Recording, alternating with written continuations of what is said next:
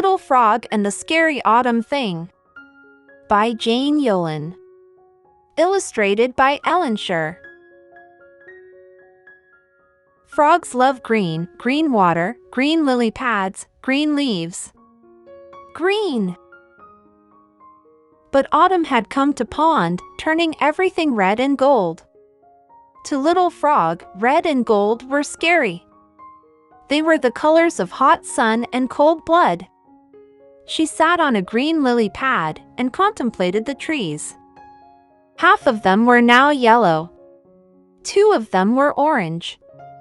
1 was a bright red. All the rest were still green. Sort of. She had never seen such a thing before. Well, she was only a little frog, and it was her first fall. Little Frog shuddered. Mama Frog jumped up next to her, which made the lily pad sway. Little Frog usually loved such swaying, but she was still shuddering, so the lily pad shuddered, too. "Be brave, Little Frog," said Mama Frog. "Most things that are scary are only just new. You need to see what they are all about. Listen to their voices. Once you know them, they aren't scary anymore." That was certainly puzzling. Little Frog herself was pretty new, and she wasn't scary. But she always listened to Mama Frog. So that day in early October, Little Frog decided to try to be brave and see what red and gold were all about. And orange. She hopped back into the water. The dark green water.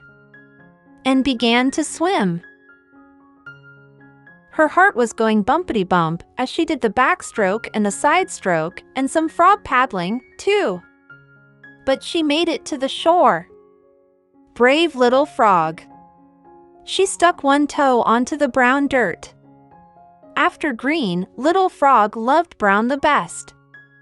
Brown is soft and comfortable and familiar. She took one step, and another, though now her heart was going bumpity-bump and thumpity-thump. Brave, brave Little Frog. Little Frog hopped a bit down the twisty path going toward the wood that was so full of red and gold. And orange. She wasn't sure about orange. Brave, brave, brave Little Frog. Suddenly a wind whooshed through the trees.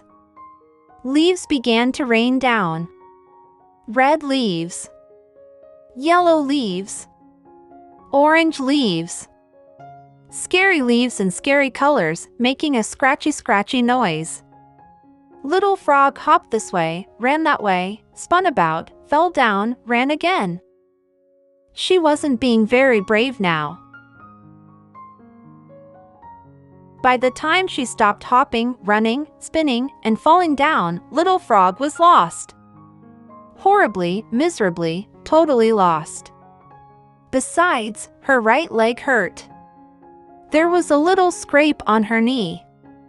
And a spot of red blood. She shuddered again. Suddenly she wasn't so sure about red. It was dark in the woods, except for those patches of red and gold. And orange. And purple as well. She was absolutely not sure about purple. Strange sounds came from everywhere. Scary sounds. Little Frog didn't feel very brave anymore. All she felt was scared.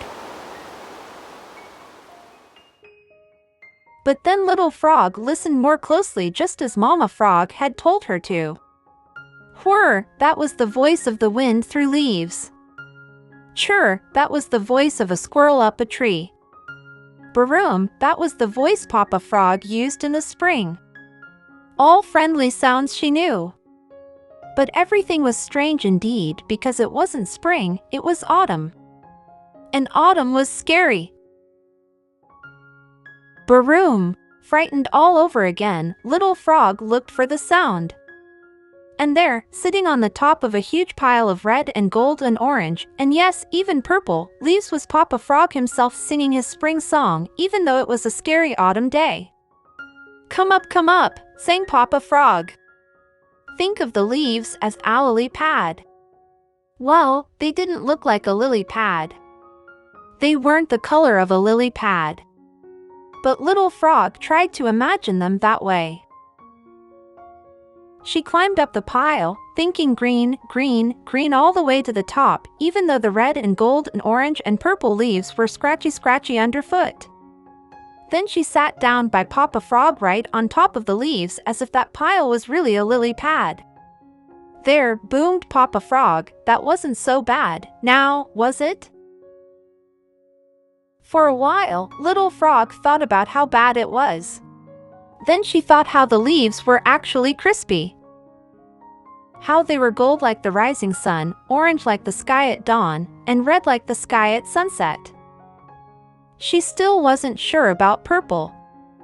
She thought about how autumn leaves made a tickly sound in the wind. They weren't scary at all, only new. Papa Frog was right. Mama Frog was right. "Not so bad," she said to Papa Frog. "Not the red and orange and gold," he said. She noticed he didn't mention purple. Then Little Frog and Papa Frog slid down the pile together with red and gold and orange, and even purple, leaves sliding down all around them. It was so much fun. Little Frog climbed up and slid down again. And again. "Red and gold and orange are not scary at all," said Little Frog. "Not when you really get to know them." Papa Frog looked at the pile again. "And purple's not scary either," he said, "only new."